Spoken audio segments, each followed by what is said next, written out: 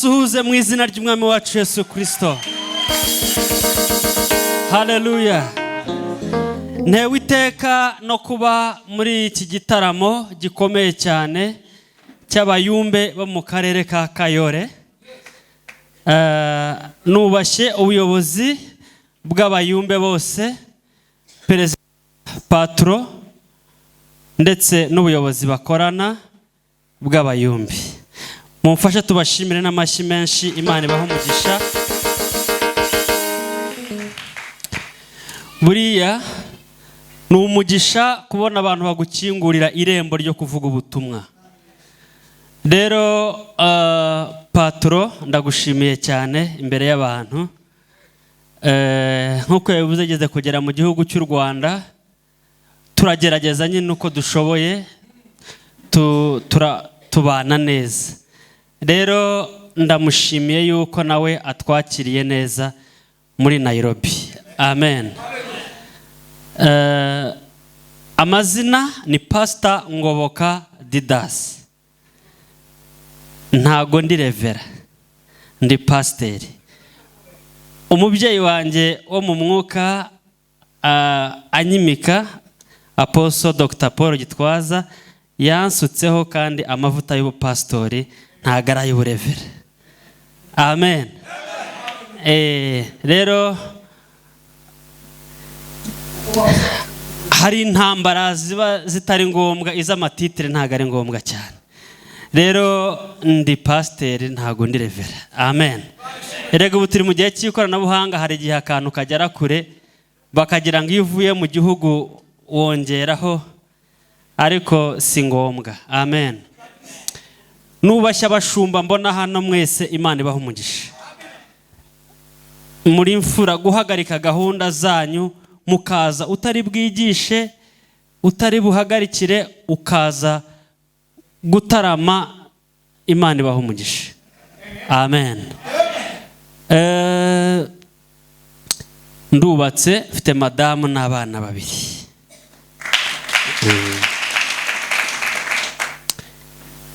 Reka negereze gato inshuti zanjye ziri hano. Hari inshuti yanjye Eric Ruboneka, mumushimire cyane n'amashyi menshi, Imana imuhe umugisha. Ruboneka hano mukoresha igiswahili cyane, ni rafiki yangu ya karibu. Yego ndakivuze? Ntako ntagize. Rero ni inshuti yanjye cyane, ni na actually nawe wampuje na patro. Patro ntago twari tuziranye, twegeranye kubera Ruboneka. Rero ndamushimiye, amfashe neza, ndi muwe. Urumva uwo muntu adakomeye? Ndi muwe kandi amfashe neza. Naje hano kubwiriza ngenda mu modoka, urumva ntameze neza? Rero Imana imuhe umugisha n'umuryango we, reka tumushimire n'amashyi menshi. Hari inshuti yanjye hano, Beya agiye hehe? Yari yunamye. Couple ya Beya na Ndutira ni inshuti zanjye cyane kabisa. Anu iyo baje mu Rwanda, mpagarika gahunda zimwe na zimwe, nka tugakorana ivugabutumwa, nkabatwara mu modoka mu ntara, dukora ibiterane, tugaruka mu mujyi n'ahandi hose. Rero Beya ni inshuti yanjye n'umudamu we Ndutira. Amen. Bamfashe nk'umuvugabutumwa wabo.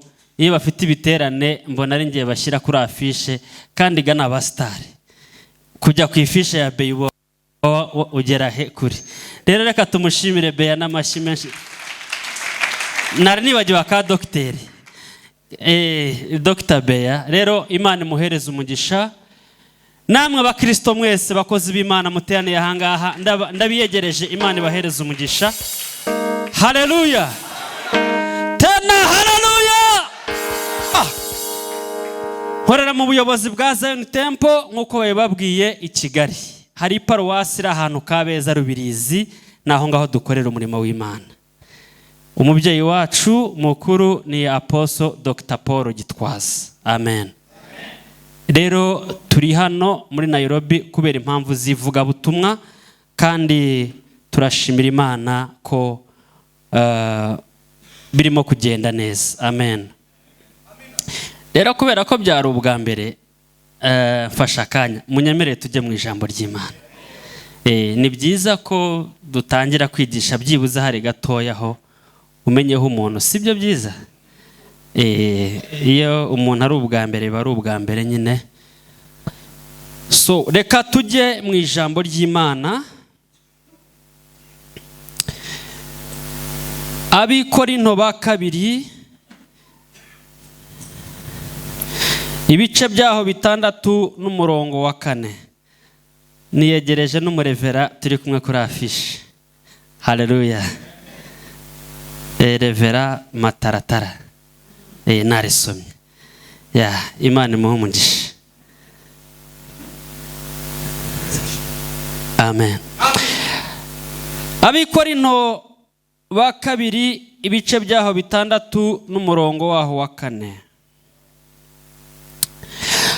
Ahubwo ku kintu cyose twihe agaciro nk'abakozi b'Imana bagabura ibyayo, twihangana cyane mu makuba, mu mibabaro, mu byago. Muze gukomeza mugeze nko ku murongo wa 10, ariko ngiye kubera umwanya naho ngaho ngarukiye. Amen. Ahubwo ku kintu cyose twihe agaciro nk'abakozi b'Imana bagabura ibyayo.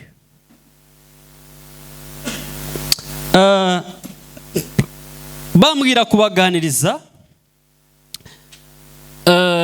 nifuje yuko twaganira nk'umuntu uganira n'abakozi b'Imana bagabura ibyayo. Haleluya.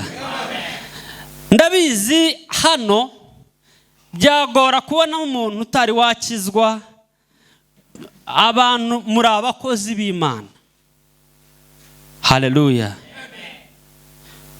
Muri abakozi b'Imana bakora umurimo wo kuririmba, bakora umurimo w'ivugabutumwa, bashumbye insengero. Niyo mpamvu tugiye kuganira nk'umuntu uganiriza abakozi b'Imana. Haleluya. Buriya hari ahantu uvuga ubutumwa ugasa n'ubwiriza kuri crusade, urimo utagatinga abatari bakizwa ngo barobe bakizwe. Ariko hari ahandi ubwiriza urimo kuganiriza abakozi b'Imana bagenzi bawe, murimo kungurana no guterana inkunga mu by'uyu murimo w'Imana. Haleluya. Yesu ashimwe cyane. Ndababwira nk'umuntu uganira n'abakozi b'Imana bagenzi banjye, ntago ndi bubabwire nk'umuntu, kuko nuko ari nge wagiriwe amahirwe yo kugabura ijambo ry'Imana, nawe waguha umwanya twahabwa umugisha. Si igiterane cy'abayumbe, none hari umuyumbe utazi kubwiriza. Yesu ashimwe cyane. Haleluya. Nuwaguha mikoro ngo dusengeshe, hano umuriro wakwaka. Rero muri abakozi b'Imana, ariko tugiye kuganira mu ijambo, duhugurane, twibukiranye. Mu gitabo cya Yuda 1:5 Bibiliya iravuga ngo ndashaka kubibutsa ngo nubwo hari ubundi mwigeze kubimenya. Muri uru rugendo turibukiranya. Haleluya. Erega nta gishyashya munsi y'ijuru. Yego. Nta gishyashya hehe. Amen. Rero Paul yandikiye Abikorinto, ariko akoresha rangaje nk'umuntu uvugana n'abakozi b'Imana. Arababwiye ngo ahubwo ku kintu cyose. Erega buriya birivuze ngo ku kintu cyose aba ari ikintu cyose nyine. Yego. Ku kintu cyose ngo twihereze iki? Agaciro nk'abakozi b'iki? B'Imana. Ngo kandi bagabura. Nimvuga ikintu cyose nyine ntihagira aho usiga, uhite ureba nyine ahantu hose. Amen. ubwo twavuze imyambarire y'abakozi b'Imana, twavuze imisokoreze y'iki y'abakozi b'Imana,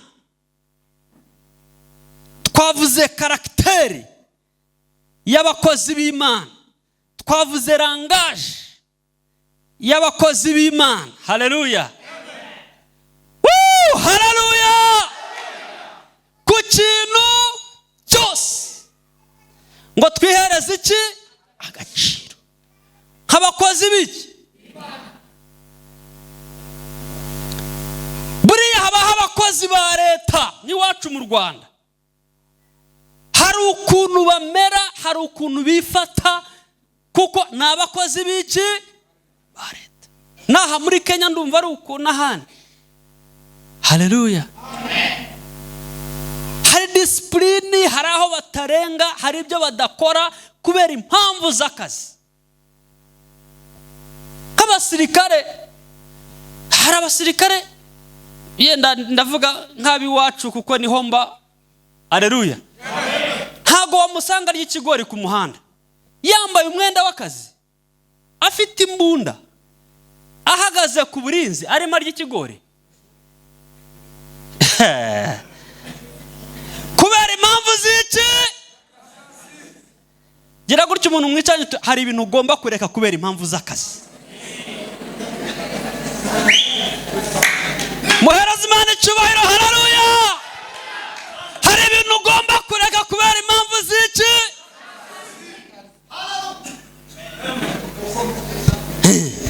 Merutse kuba ngenda iwacu mu mujyi wa Kigali muri quartier, mbona umwana w'umukobwa uririmba muri korari ikomeye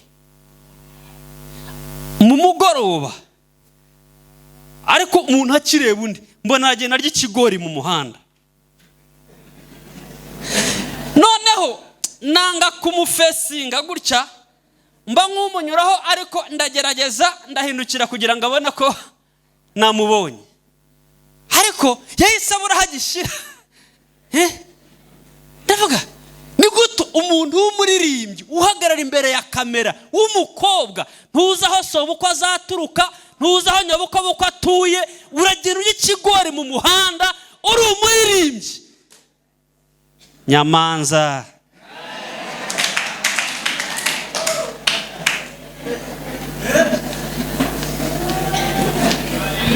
Ongera ubwire mugenzi wawe ngo hari ibintu tureka kubera impamvu z'akazi. Haleluya. None umuntu w'umuyumbe yarya igisheke mu muhanda, biteye isoni. Igisheke, umuyumbe w'umusore. Kwanza uzi umukobwa uzashaka ari hehe? Uzi nyoko bukwe na sobukwe batuye hehe?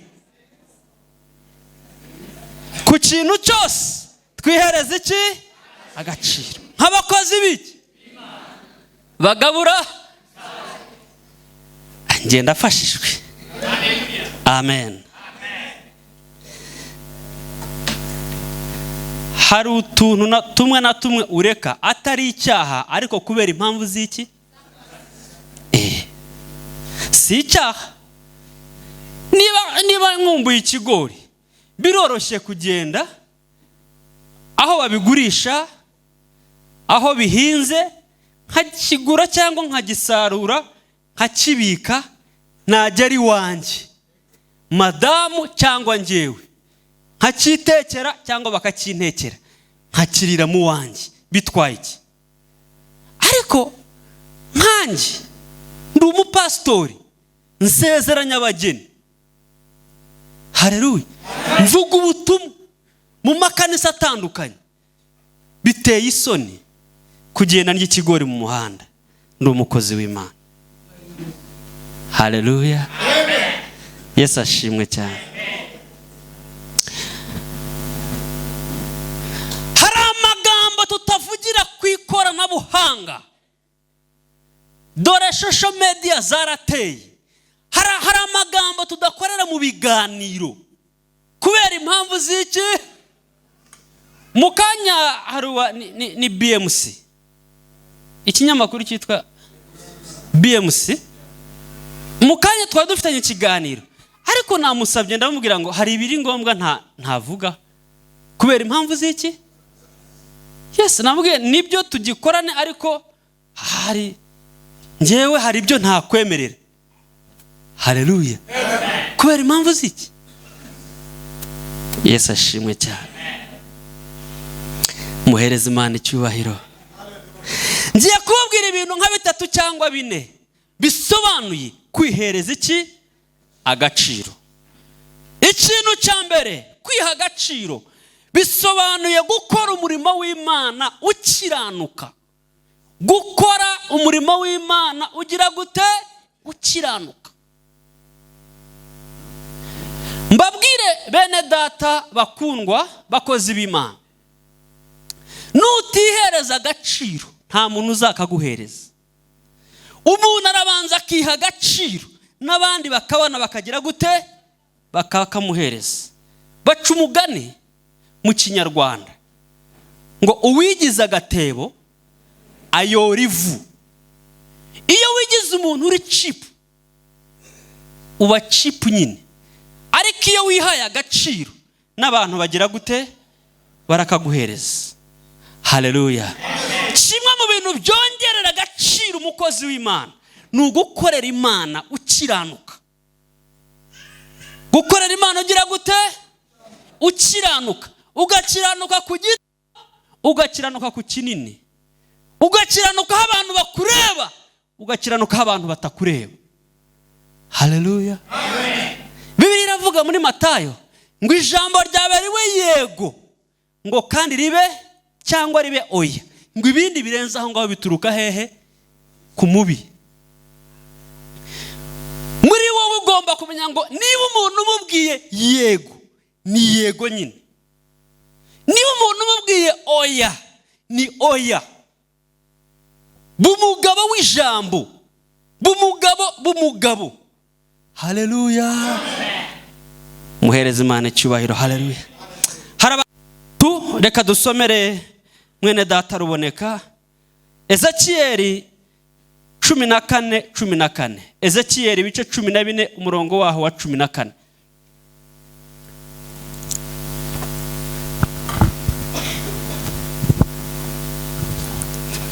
Naho cyaba kirimo abo bantu batatu, Nowa, Daniyeli na Yobu. Nowa, Daniyeli na Yobu. Gukiranuka kwabo kwakiza ubwabo bugingo gusa. Noneho subira hejuru gato ku murongo wa 13 kugira ngo cyangwa hera ku wa 12 noneho ugeze ku wa 14. Maze ijambo ry'Uwiteka rinzaho riti, mwana w'umuntu, igihugu nikinkorera icyaha, igihugu nikinkorera icyaha kikancumura, naje ngakirimburaho ego ukuboko kwanje nkagukuraho urushingikirizo yego rw'umutsima, maze ngagiteza inzara, nkagitsembamo abantu n'amatungo. Naho cyaba kirimo abo bantu batatu, Nowa, Daniyeli na Yobu, gukiranuka kwabo kwakiza ubwabo bugingo gusa. Niko umwami Uwiteka avuga. Niko umwami Uwiteka avuga. Imana iguha umugisha. Amen. Hari abagabo batatu Imana yazirikanye irababika igeraho ibirata ko bari abagabo b'iki? Babakiranutse. Mu gihe cyabo, mu kinyejana cyabo, mu minsi yo kubaho kwabo, banditse amateka mu isi ko ari abagabo b'iki? Babakiranutse. Bahereye kuri Nowa. Iyo ugeze mu itangiriro ibice 6, biravuga ngo abantu bahindutse babi cyane, ngo uko abantu barushaga kugwira mu isi, ngo abana b'Imana batangira kubenguka abakobwa baba, ngo batangira kubashaka, bariyanduza, baracumura, barakiranirwa ku murongo wa 6 Bibiliya iravuga ngo Imana ngo yicuza impamvu yaremye umuntu. Imana iricuza ngo ariko muri aba bantu bameze gutyo bakiranirwa, ngo Imana ibonamo umugabo witwa Nowa warinze gukiranuka kwe, yanga amafuti, yanga amanyanga, yanga arabyanga, aguma ku mahame y'iki yo gukiranuka hagati y'abantu bakiranirwa. Nowa yanyemeje yuko umuntu ashobora gukiranukira ahantu abandi bakorera ibyaha. Yego? Niyo mpamvu ngiye ntajya nemera ikintu cyo kujeneraliza murabyumva? Gufata abantu bose ukabashyira mu gatebo kamwe simbyemera. Ngo abayumbe bose, ngo oya, si bose, ntago ari bose. Amen. Muhereze Imana icyubahiro. Nowa ngo atona ku Uwiteka, ngo Imana iramubwira ngo Nowa, kubera yuko wakiranukiye hagati y'abantu bakiranirwa, ungiriyeho umugisha, ungiriyeho favere, ndagira ngo wibarize iki inkuge. Noneho aba bantu bandakaje, bantesheje umutwe, ariko wowe kuko ungiriyeho umugisha ngiye kukurokorana na famiye yawe. Haleluya. Ubazi inkuge neza, nurangiza ushyiremo umufasha wawe, ushyiremo abahungu bawe 3, Shemu, Hamu na Yafeti, kandi ntiwibagirwe n'abadamu babo aribo bakazana bawe. Haleluya. Aha nakuyemo amasomo 2. Umugabo niwe ugomba kuyobora umuryango we akawugeza mu ijuru. Haleluya. Iyo umugabo ahagaze mu gukiranuka, na famiye ye ibyungukiramo. Haleluya. Kandi niyo umugore nawe ahagaze mu gukiranuka, na famiye ye igira gute? Muri buku umudamu bita Abigayeli, si yari umudamu wa Nabali? Nabali ni muzi bye? Nabali yari afite ubwenge buke, ariko afite umudamu w'umunyabwenge bita Abigayeli. Igihe Dawudi yari amanutse agiye kubatsemba, umudamu amenya ubwenge aramusanganira, akubita amavi hasi, aramuhendahenda. Dawidi ahita asubiza, umujinya ugira gute? Urashira. Arokora famiye yose. Bene data, iyo umwe mu bashakanye ahagaze neza mu gukiranuka, arokora famiye yose. Muhereze Imana icyubahiro. Haleluya.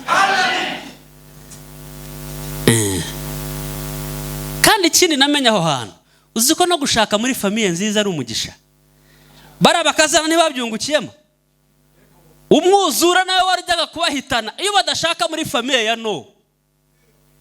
Haleluya. Bantu mutarashaka, nyabuna. Haleluya. Njyewe mabukwe n'umunyamasengesho, turasengana muri Zion, ariko mba numva ndi fieri. Abana banje babiwanje bajya iwe bamarayo weekend, mba numva bari safe, bari mu maboko meza. Haleluya. Mu bantu nzi ko bansengera, naba nabahaye icyifuzo cyangwa nta kibahaye, ni mama na mabukwe. Haleluya. Aba bakobwa bari barahisemo neza, bashaka abagabo bavuka muri famiye igize gute? Ikijijwe. Niyo mpamvu basore baraha, bakobwa bashiki banje, umubyeyi wawe nakubwira ati mwana wanjye ujye ugabanya, sibyo? Kuko wibyo avuga n'ibyo akora agize gute? Arabizi. Haleluya.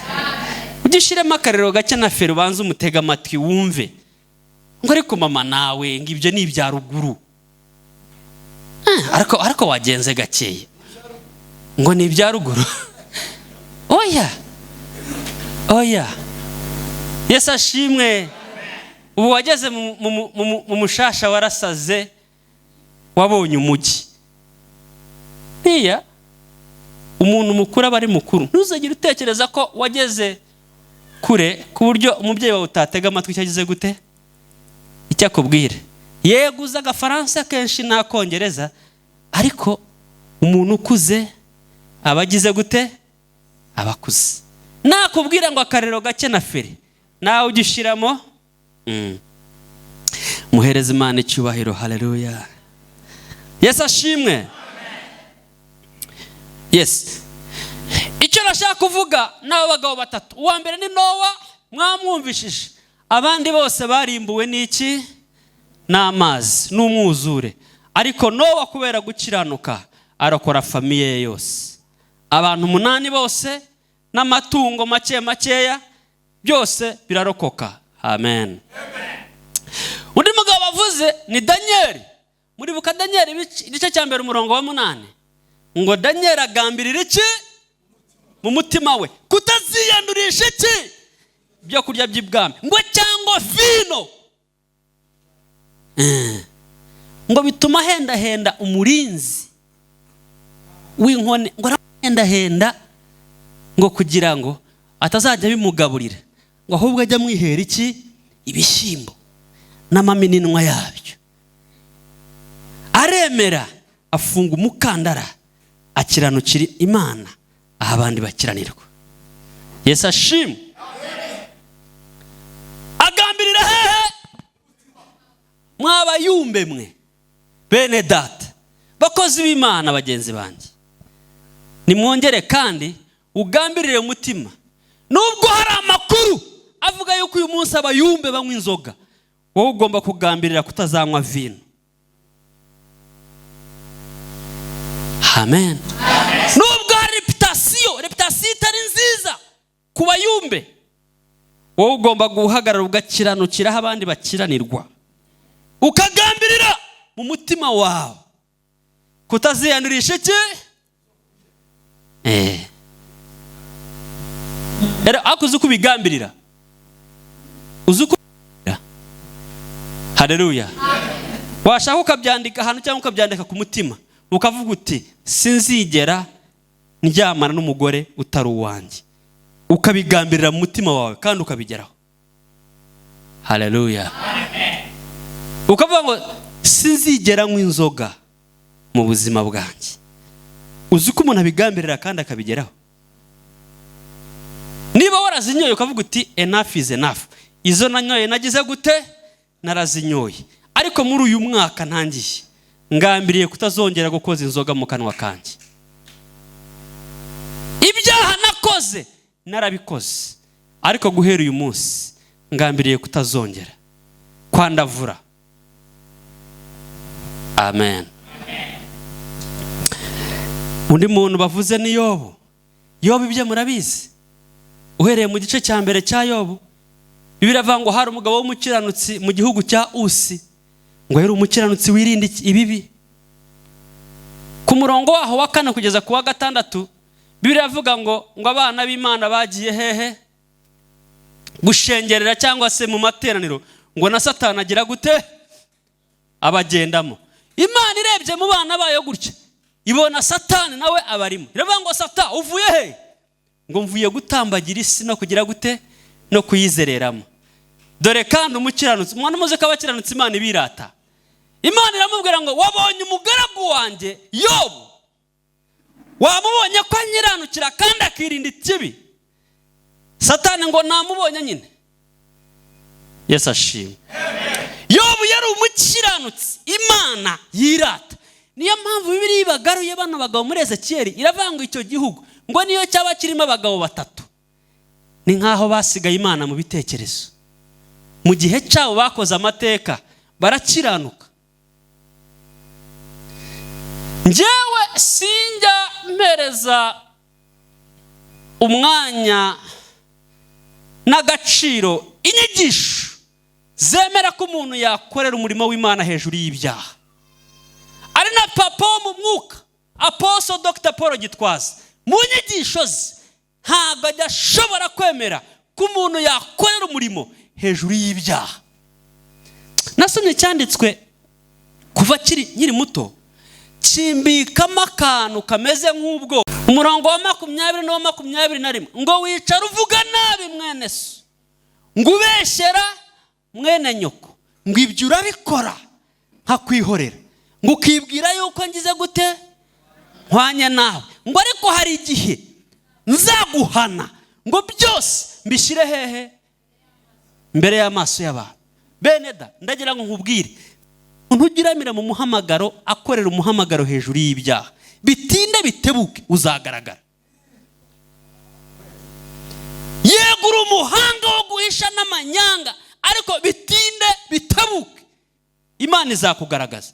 Ni ibintu bibiri, uremera uhindukire ufata inzira yo gukorera Imana ukiranuka, cyangwa se ubwo buzima n'ubugumamo uzagaragara. Niba utaragaragaye kwanza, ngo urabikora nkagera gute nkakwihorera, ngo ukibwira yuko nkwanye, ngo ariko igihe kizagera. Yesu ashimwe. Erega ntibazababeshye buriya nta cyaha gisharira. Ibyaha biraryoha ariko ni ibyaha nyine. Mujya mwibuka Mose afata icyemezo, ngo Mose, Yesu ashimwe cyane, afata icyemezo ngo aravuga ngo sinzakomeza kuguma muri ubuzima bw'ibinezeza ariko by'iki by'ibyaha. Yesu ashimwe. Amen. Mungirire gutya niba turimo kugendana.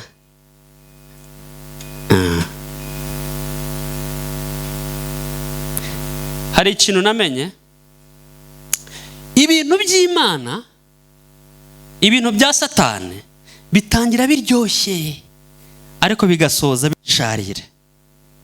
Yego, ariko ibintu by'Imana sinzi ukuntu bitangira bisharira ukuntu ariko bigasoza bigize gute biryoshye. Rero urahitamo, wemera ubeho ubuzima busa n'uburyoshye n'uryohewe n'ubuzima, ariko igihe kizagera bigusharirire, cyangwa se wemere uziri ku mukandara ukorera Imana ukiranuka, ariko igihe kizagera Imana ikwiture. Yesu ashimwe cyane. Muhereze Imana icyubahiro. Hari abakobwa bakoreye Imana bakiranuka, uyu munsi bari mu bihugu bimwe baguwe neza. Hari abagabo bihanganye bakorera Imana bakiranuka, uyu munsi babayeho neza. Hari ibyiringiro ko natwe Imana izakutugirira neza. Muhereze Imana icyubahiro. Haleluya. Icya kabiri, kwiha agaciro bisobanuye kwanga umugayo. Kwanga iki? Umugayo. Kwanga umugayo. Haleluya. Somera icyanditswe Yobu 27 umurongo wa 5b. Yobu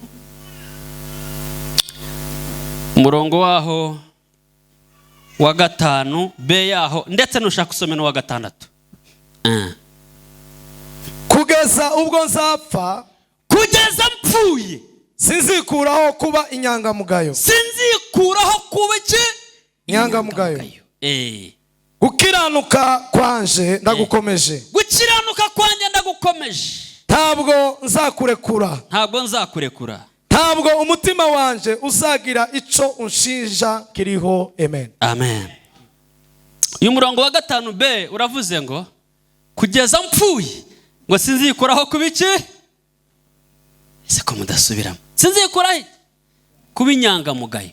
Murongo wa 6 aravuze ngo gukiranuka kwanje ngize gute ndagukomeje, ngo kandi ntabwo nzakurekura. Imigani 28 umurongo wa 6. Imigani 28 umurongo wa 6.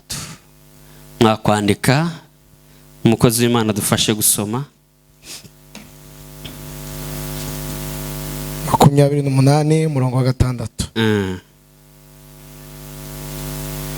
Umukene agenda ari inyangamugayo. Soma neza. Umukene ugenda ari inyangamugayo. Yego? Yego.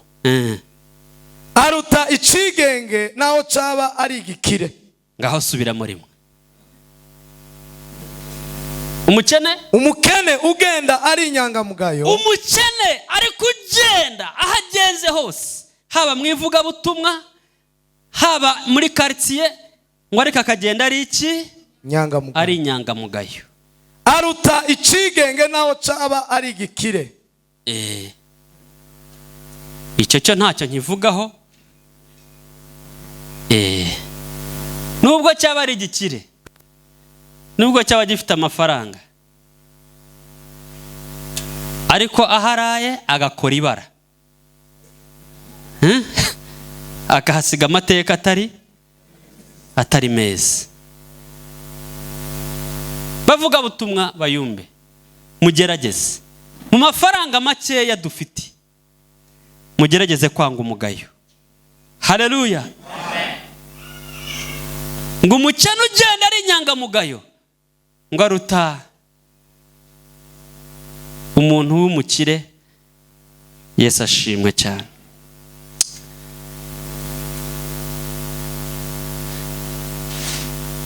Hano dufite ba data na ba mama, abo dukomokaho bakoreye Imana badafite n'ibyo dufite uyu munsi, bamwe batize menshi, batazi indimi nyinshi, bamwe batazi kwandika, abandi batazi gusoma, ariko amateka bafite bari inyangamugayo. Bari iki? Haleluya.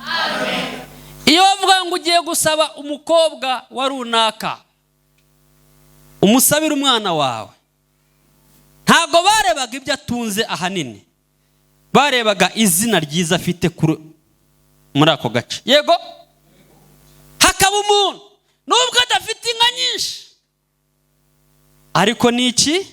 Ni inyangamugayo. Haleluya. Kavuga ati niba uyu mukobwa ari uwa runaka na nyiranaka, nta kibazo, mumuzane. Mama we twarabanye, papa we twarabanye. Bari iki? Hari icyanditswe kiri mu Migani 22 umurongo wa mbere.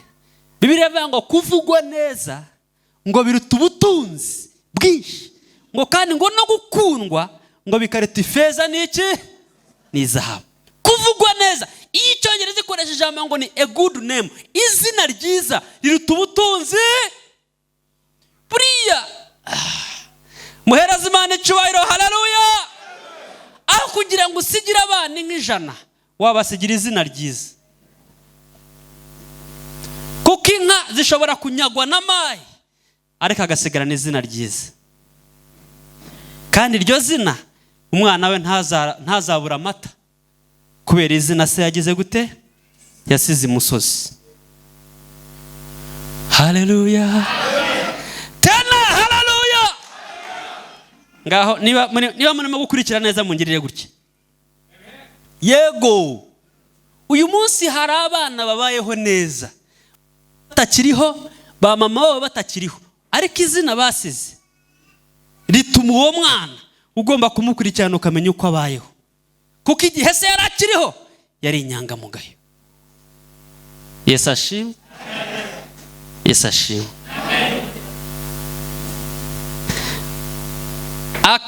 Aka gatatu, kwiha agaciro ni ukuzirikana yuko uru rwandiko rusomwa n'abantu bose. Kwiha agaciro ni ukuzirikana yuko uri ibaruwa isomwa n'iki? N'abantu bose. Ngaho dufatanye umurimo. Abikorino ba kabiri ibice 3 uhereye ku murongo wa mbere ugeze ku wa 3. Abikorino ba kabiri ibice 3 uhereye ku murongo wa mbere ugeze ku wa 3.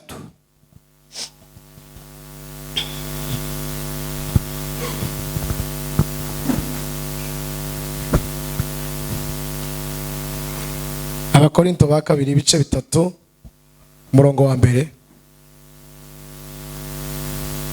Mbese noneho dutangiye kongera kwiyogeza, cyangwa dukwiriye inzandiko zo kutwogeza? Cyangwa dukwiriye inzandiko zo kutwogeza? Mwandikiwe cyangwa zanditswe namwe nk'uko abandi bamwe baje. Kaduse dutangire. Mbese noneho dutangiye kongera kwiyogeza cyangwa dukwiriye inzandiko zo kogezwa mwandikiwe cyangwa zanditswe namwe kuko abandi bamwe bazabishaka? Nimwe rwandiko rwacu rwanditse ako ni mwebwe rwandiko rwacu rwanditswe mu mitima yacu. Ni mwebwe rwandiko rwacu rwanditswe hehe? Mu mitima yacu. Urwo abantu bose bamenya bakarusoma. Urwo abantu bose bamenya bakagira gute? Bakarusoma. Ni mwebwe baruwa. Hari akarimba kavuga gutyo. Wewe ni barua, watu wote wanakusoma, wanakusoma. Haleluya. Gira mugenzi we ngo uri baruwa isomwa n'abantu bose.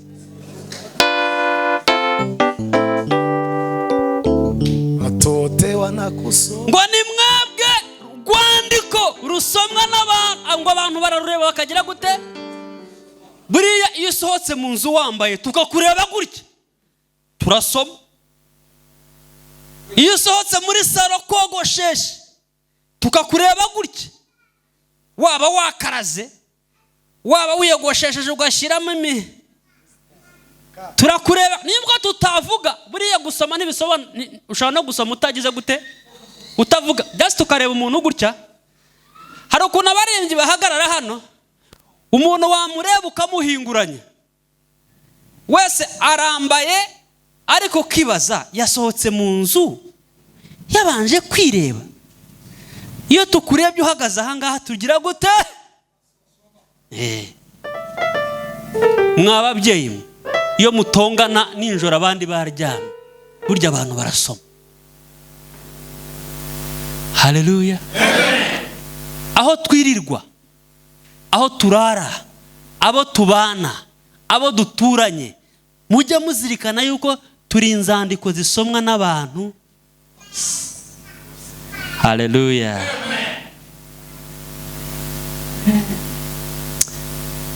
Nimundahagarara hano muhimbaza, burya abana babyeyi iyo bicaye hano n'abandi bicaye hariya baba barimo kugira gute? Niyo mpamvu buriya ikizakubwira yuko burya abantu baziranye, rimwe na rimwe ukamubwira ngo ariko ngo umuntu usengera iwanyu mu rusengero,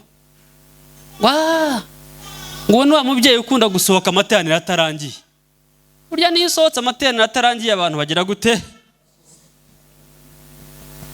Ngo ni wa wundi ngo nta muntu ujya upfa kumutanga mu rusengero. Burya nabwo abantu bagize gute? Hakaba abandi bakunda kuvuga mu rusengero, ngo uwo mubyeyi ndamuzi, aravuga no mu ijambo akavuga, n'iyo baririmba aravuga, ntajya bumva umunwa no mu materaniro. Mwari muzi yuko buriya iyo abantu bakurebye bagira gute? Haleluya. Ngaho muhereze Imana icyubahiro. Uzi ko umuntu ashaka guhura nawe gutya umunsi wa mbere agahita kwiyumvamo, kandi undi mugahura ukumva hari ukuntu urimo kwishisha. Umunsi muhura na Paturo i Kigali, Paturo buriya afite umutima wera nk'inyange. Ni ukuvuga Paturo nta hantu kugira ngo umumenye ntibisaba gukata amakorosi menshi. Oya, wese gutya. Haleluya. Niyo mpamvu twese dukonekita vuba, ubona nta buntu bw'ubunyanga ni ariko hari undi ubona ukabona hari ibintu agize gutya. Haleluya. Muhereze Imana icyubahiro. Yesu ashimwe. Bana b'Imana, turi inzandiko zisomwa n'abantu bose. Akanyuma nsorejeho, kwiha agaciro bisobanuye kuba imfura. Kuba iki? Kuba imfura. Somera icyanditswe Zaburi ya 16 umurongo wa 3. noneho mwandike no muri Yesaya 32:8.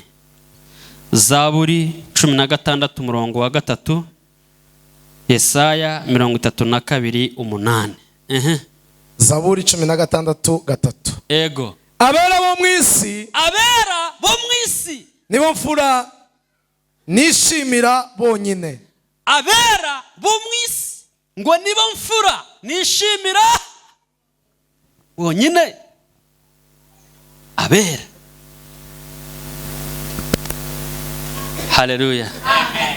Sinza akaririmbo baraboneka bajya batera ngo uri imfura, Mana uri imfura, ijambo ryawe nukuri, ineza yawe itagira umupaka, ingezeho ndabyumvise.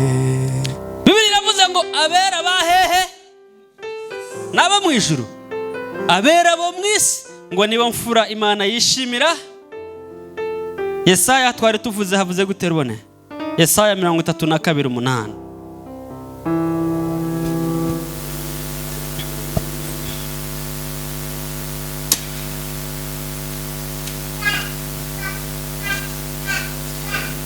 Umunani.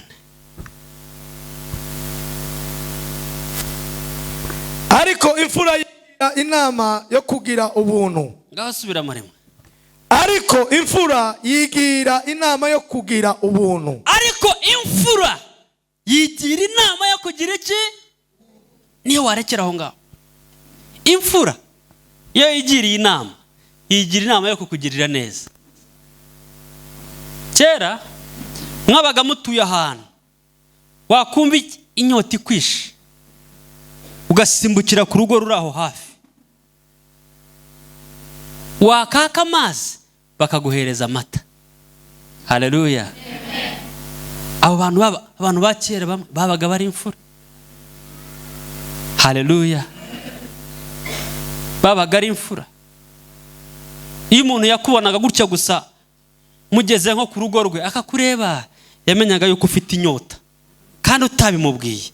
Rimwe na rimwe bamwe n'ahantu twarerewe hari ukuntu wifataga kuba wabwira umuntu ko ushonje cyangwa, ariko umubyeyi w'imfura yakureba gutya, mbere yuko akubaza ibintu byinshi akabanza akagira gute? Akakwakira. Ababyeyi bo hambere bari iki? Muribuka ba Aburahamu muribuka abantu yakiriye? Muribuka ahantu yari yicaye ku nzira, ariko ababonye arabwira ati nimuze hehe? Nimuze mu rugo mbanze mbafungurire, nimurangiza mukomeze iki? Haleluya. Nimuhereze Imana icyubahiro. Haleluya. Twakongeye tukagarura umutima wa ba data na ba sogokuru, kandi bamwe nta nubwo bari bakijijwe, sibyo ra? Bamwe bari bataraba n'abayumbe cyane, ariko bari iki? Bari imfura. Iyo wakoraga amafuti mu gace, barakumenyaga bakaguhana, wakwanga umuhungu wawe ntazabona umugeni aho ngaho. Kubera iki? Ntabwo uri iki?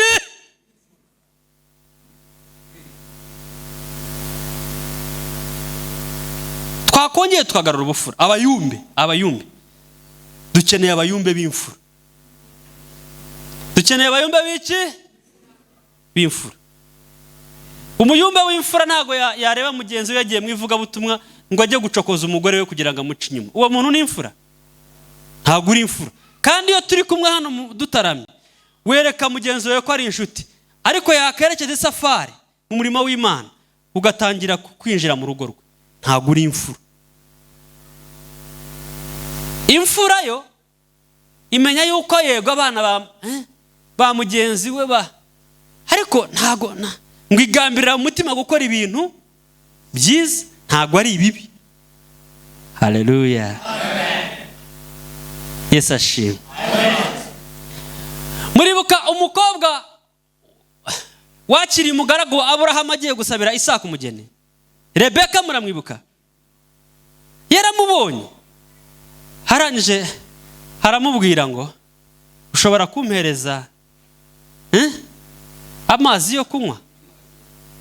Arangije arakubwira ngo ndayaguha ninanyuza nuhire n'iki n'ingamiya zawe. Birakomeza ati rwose riwe nananiwe cyane ndagushakira n'ahantu ugira gute cumbi.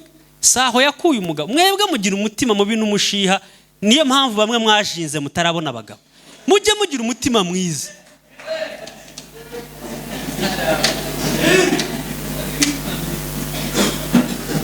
Ese wowe umuntu aragutelefona ukamutuka tori yumva n'icyo akubwira, nyabuna oroha. Haleluya. Ngaho mungireye gutya namuta. Yesu ashimwe. Saho se yaboneye umugabo hari ahandi. Erega buriya ntibazababeshye, buriya ngo baca umugani mu Kinyarwanda ngo umukobwa wabuze umuranga yaheze hehe, yaheze iwabo nyine. Buriya buri muntu wese agira umuntu umutungira agatoki agati uriya muhungu burya ni imfura. Ni iki?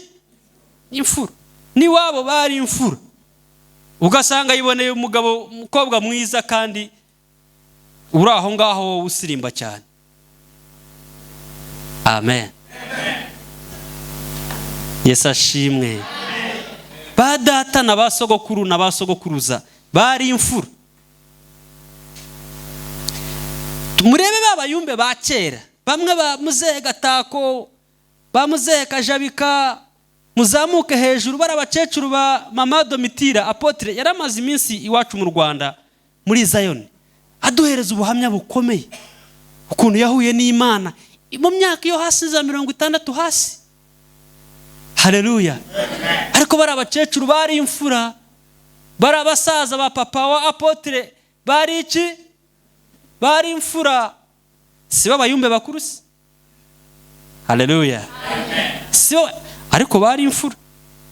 Mu mafaranga yabo make bari iki?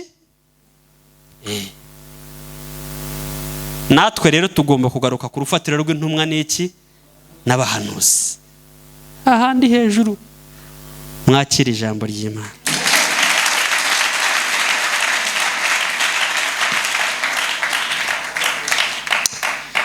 Bibiliya yatubwiye Abikorino ba 2:6-4